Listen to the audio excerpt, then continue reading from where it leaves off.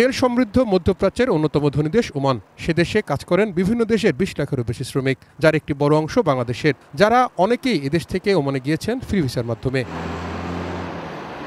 Corona পরবর্তী সময় দেশটির অর্থনীতি ঠিক রাখতে নানা পদক্ষেপ নেয় সে দেশের সরকার, যার প্রভাব পড়ে বিদেশি শ্রমিকদের উপর। একই সঙ্গে বিভিন্ন অনিয়মের কারণে সে দেশে অবৈধ হয়ে পড়েন বিদেশি বহু শ্রমিক, যার মধ্যে বাংলাদেশের একটা বড় অংশ রয়েছে। ওমানে বাংলাদেশের এমন শ্রমিকদের নিয়ে আসার কথা জানালেন প্রবাসী কল্যাণ প্রতিমন্ত্রী শফিকুর রহমান চৌধুরী। মঙ্গলবার প্রবাসী কল্যাণ ভবনে এক সংবাদ সম্মেলনে তিনি জানান, তার সম্প্রতি ওমান সফরে অবৈধ এসব শ্রমিককে বৈধ করার আশ্বাস দিয়েছে ওমান সরকার।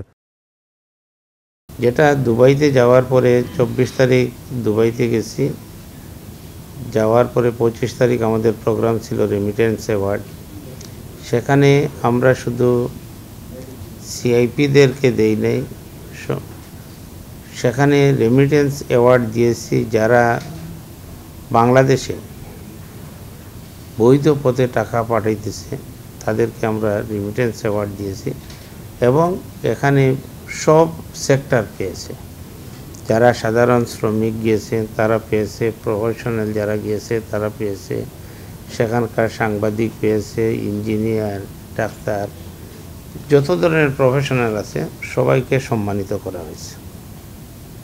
এবং দুবাইতে আরেকটি কাজ করেছি, দুবাইয়ের শ্রমবাজার আরও বৃদ্ধি করার লক্ষ্যে, গতিশীল করার লক্ষ্যে আমি দুবাইয়ের বিভিন্ন ব্যবসায়ী, যারা রিসিভার, যারা এমপ্লয়ার কোম্পানিদের সাথে আমি মিটিং করেছি এবং পজিটিভ, যেটার জন্য এই যে Dubai taxi, Dubai motorcycle, Dubai ওরা অলরেডি ডিমান্ড পাঠিয়ে দিয়েছে, তারা প্রায় ৩,০০০ লোক নিবে। এখন আমরা ৪০০ ট্যাক্সি, ৫০০ মোটরসাইকেল, যারা বিভিন্ন ডেলিভারির কাজে নিয়োজিত থাকবে। আরও বাদবাকি আসতেছে, বিভিন্ন সেক্টরে আসতেছে। কাতারে গিয়েছি, কাতারের লেবার মিনিস্টারের সাথে সাক্ষাৎ হয়েছে, সৌজন্য সাক্ষাৎ হয়েছে, আলাপ আলোচনা হয়েছে। সেই কাতারের বাজারটাও আমাদের খুলে দেওয়া হয়েছে। কাতারেও মানুষ নিয়ে বিভিন্ন পর্যায়ে। ওমান আমাদের দীর্ঘদিনের স্টাক ছিল, সেখানে ওমানের পররাষ্ট্র বিষয় মন্ত্রী,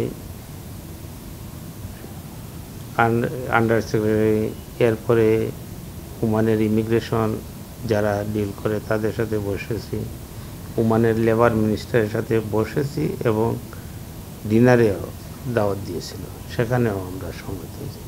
সেখানে যাওয়ার পরে আলাপ আলোচনার ভিত্তিতে আমাদের সবচেয়ে বড় অ্যাচিভমেন্ট যেটা ৯৬,০০০ অবৈধ হয়ে গিয়েছিলেন কর্মী বিভিন্ন পর্যায়ে, সেগুলোকে তারা বৈধ করবে সেটা আমাদেরকে দিয়ে দিয়েছে। সেটা বড় অ্যাচিভমেন্ট। এবং সেটা যাতে এই যে একটা ফিজ নেওয়া হয়, সেই ফিজ যাতে মওকুফ করে, তার জন্য আমরা তাদেরকে অনুরোধ করেছি এবং সে লেবার মিনিস্টার বলেছেন যে সেটা তাদের উচ্চ পর্যায়ে আলাপ করবে এবং সেটা আশা করি সেটাও হবে। দুবাইয়ের শ্রমবাজার আরও বাড়ছে বলেও জানান প্রবাসী কল্যাণ প্রতিমন্ত্রী। Dubai taxi, Dubai motorcycle, Dubai ওরা অলরেডি ডিমান্ড পাঠিয়ে দিয়েছে, তারা প্রায় ৩,০০০ লোক নিবে। এখন আমরা ৪০০ ট্যাক্সি, ৫০০ মোটরসাইকেল, যারা বিভিন্ন ডেলিভারির কাজে নিয়োজিত থাকবে। আরও বাদবাকি আসতেছে, বিভিন্ন সেক্টরে আসতেছে। কাতারে গিয়েছি, কাতারের লেবার মিনিস্টারের সাথে সাক্ষাৎ হয়েছে, সৌজন্য সাক্ষাৎ হয়েছে, আলাপ আলোচনা হয়েছে। সেই কাতারের বাজারটাও আমাদের খুলে দেওয়া হয়েছে। কাতারেও মানুষ নিয়ে বিভিন্ন পর্যায়ে। আটকে পড়া মালয়েশিয়া গমনেচ্ছুদের সর্বোচ্চ ক্ষতিপূরণ দেওয়া হবে বলে জানিয়েছেন প্রবাসী কল্যাণ প্রতিমন্ত্রী শফিকুর রহমান চৌধুরী। তাহুদ সৌরভ, এটিএন নিউজ, ঢাকা।